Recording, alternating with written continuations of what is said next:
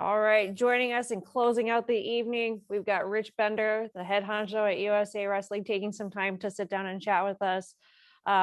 Rich, if you could just give us an overview of how everything went the past 2 days. Are you pleased? Are you excited? Let's just dive headfirst into it. Well, if you can't be fired up about that team that just won this event and think about the prospects of Tokyo, then you weren't watching very closely. Obviously, we're incredibly grateful for the opportunity that we had to put our sport on display this weekend in Fort Worth, and just so grateful for all those folks here that made it possible for athletes to get out there and chase that dream. And as we say many times, the purest pursuit in all of sport is an American wrestler trying to win a medal for his or her country. And you saw that on display this weekend. We're really, really excited and fired up about the prospects from Tokyo.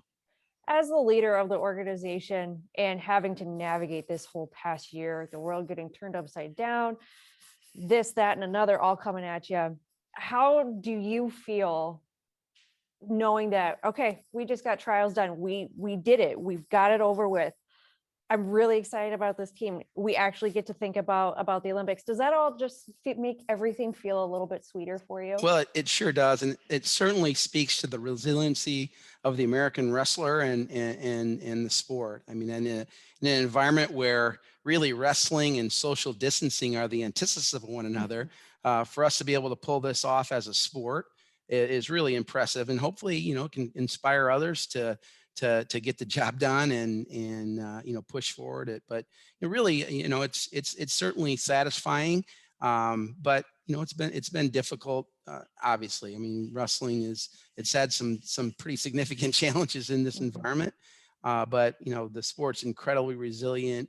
The infrastructure that supports our sport in America is really impressive, and we're just grateful for that. Talk about USA Wrestling bringing the Olympic trials to Fort Worth and the experience that you've had here in Fort Worth.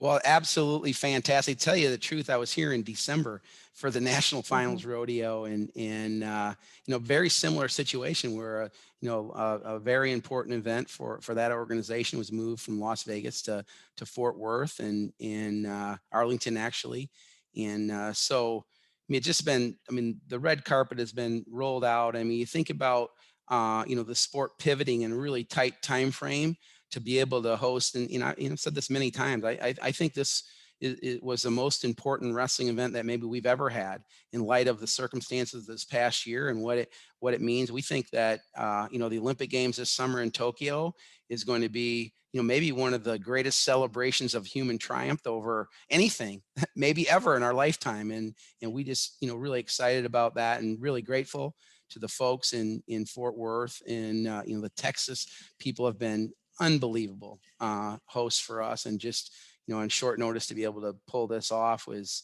really impressive. Got a question, probably a couple of them. Kyle Klingman, Track Wrestling, go ahead. How many people asked you about Jaden Cox this weekend?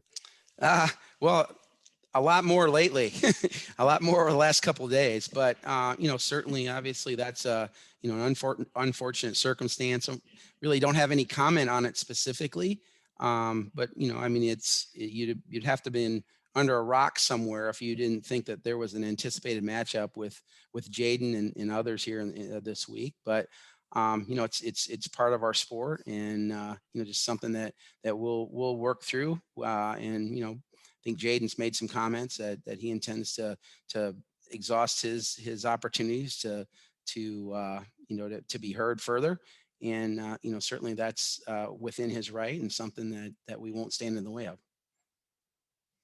Kyle, follow up. Yeah, I got a couple more follow-ups if you don't mind. 2013, we had the situation where wrestling was on the chopping block. It came back. Compare and contrast 2013 to 2021 COVID. Well, I think maybe Kyle, you recall, we were in a little over a year ago. We were in Adrian, Michigan, for the first ever women's collegiate championships, and I said I thought our sport was on the precipice of its golden age. Our membership was an all-time high. Participation in high school had begun the climb up, and women's wrestling continues to show incredible promise and progress. And, our teams were, we won more medals in 17 and 18 than any single year in the history of the organization. So the sport really solid at the grassroots level and at the very top end of the sport competitively. I thought we were on the golden, the verge of the golden era of wrestling, but obviously COVID came, and I would challenge anyone to say that there's a sport out there that could have been more negatively impacted by COVID than wrestling. But I think it speaks, I said it earlier, speaks to the resiliency of the sport, but I think also the culture of the sport, right? I mean, we're, cleanliness and safety checks, et cetera. Oh, that's my phone. Sorry. Sorry, Mike. But we were on the, and it's just it speaks to the resiliency of the sport, and to compare this year to 2013, I think most people have said, and I agree, that what the challenge in 2013 was the greatest thing that's ever happened to wrestling. We were able to kind of reimagine ourselves, to make some really needed changes to the sport. Hold people accountable that are making decisions to lead the sport, and just provide the athletes with a foundation to be able to chase their dreams. And so it's different, Kyle. I think it's hopefully it'll have a very similar impact that we'll look back on these days and say, this sport responded and made lemonade, right, in a situation where we were dealt a lot of lemons. So there were some dark times in early parts of this COVID. Morning's coming. We know that. We're confident. But there were some dark times for our sport early on, right? It didn't look good. That when were we going to be able to wrestle again?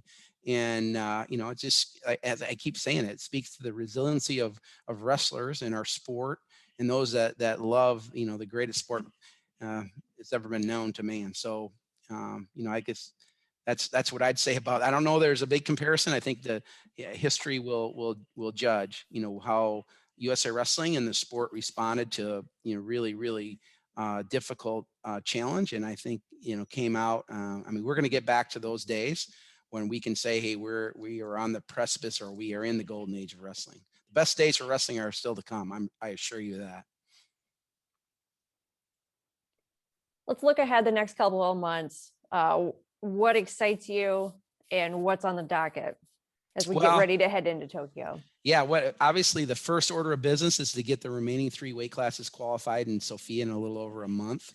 We'll take two of the Greco athletes and our single men's freestyle athlete that hasn't qualified yet to Sofia, and hopefully get those weight classes qualified. The good news is we have more athletes qualified for the games in Tokyo than we had actually competed in Rio. So we're feeling really good about it, really excited about and we're excited about every weight class, but really excited about the prospects of completing our qualifying and being successful and having a complete full team in Tokyo. Training camps, first training camps coming up in Colorado Springs, and then we'll take all 3 teams to Atlanta for a training camp in late May, just before the Pan American Championships in Guatemala City, and then back for some more training. Still some things to tweak at the end. Obviously, still studying the Tokyo playbook in terms of what we're going to be allowed to do in country. We're planning on training in Nakatsugawa.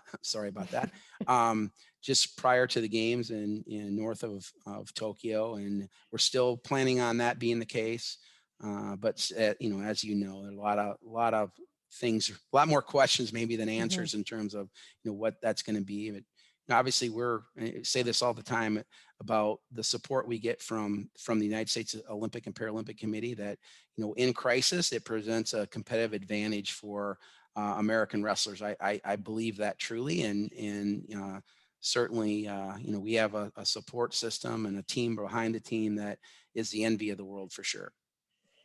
Jake Ferry has a question for you. Jake, if you could also include your affiliation.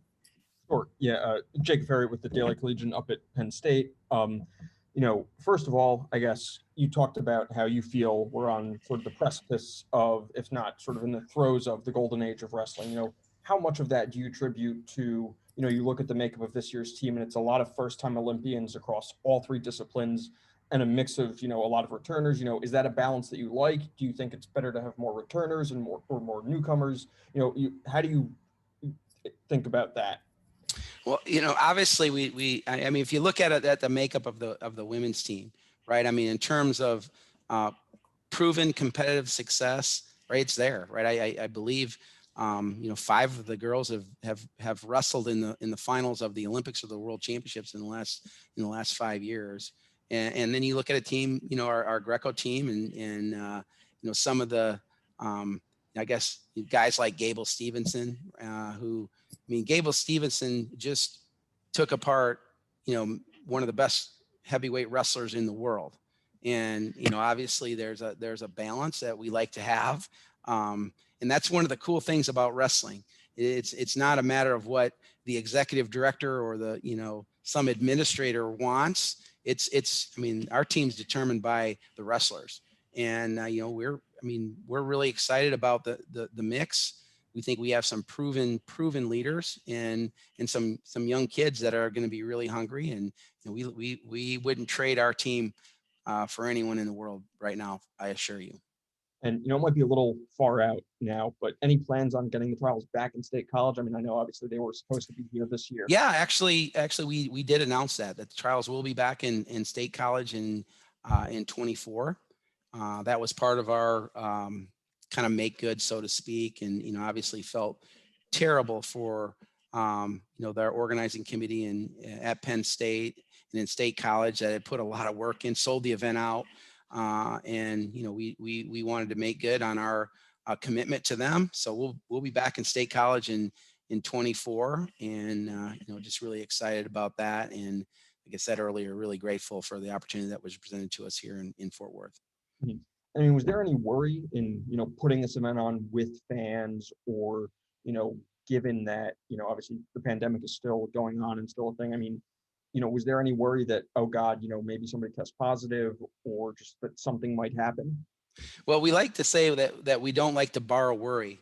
And certainly, we felt really good or feel really good about the safety protocols that we've been employing since July. I mean, we had this summer a tournament in Iowa with 3,000 kids with no positive tests or no spread of the virus as a result of that. So we felt really good about our protocols that were in place. And obviously, every single event that we run in this country, we yield to the local public health officials.